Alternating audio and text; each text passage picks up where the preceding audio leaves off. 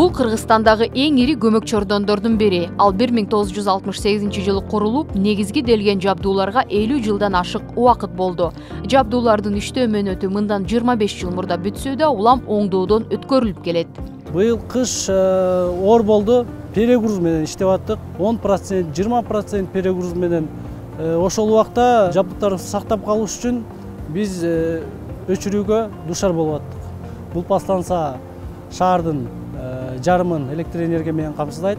Быйылкы ремонт компаниялар уже башталды. Март айынан баштап. Бизде быйылкы планда 2 чоң автотрансформаторубузду алмаштыралы деп жатабыз. Совет доорунда курулган бардык объектилер реконструкция жана жаңылоого муктаж. Жабдыктарды жаңылоо ири каражатты талап кылат. Буга чейин каржылоонун жетишсиздигинен улам чечилбеген маселелер бүгүн энергосистеманы чоң кризиске алып келүүдө. Биз азыр главный щит управления турабыз. Бул жабдыктардын иштеп жатканына 50 жылдан ашык иштеп жатат. Бул негизинен мындай чоң пассансага жаңы жана цифровой жабдыктар орнотулуш керек болчу.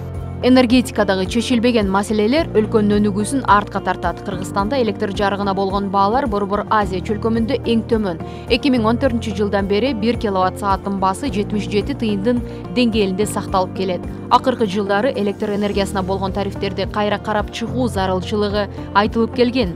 Ушул жылдын 1-майынан тарта электр энергиясына болгон тарифтер өзгөртүлүп, 1 сомду түзөт.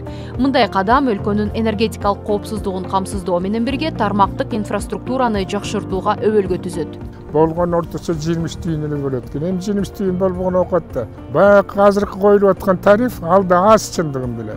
Реально көп көтөрүш керек. Бирок эми көп көтөрүлүп элди кыйнабаш керек чындыгында. Ал жер сумдарында кымбаттап атат да. Bizde bir de elektrik энергияга пайдаланылып турган жабдыктар чыкпайт. Алардын баары баасы кымбаттап келип атат. Бензин кымбаттап атат.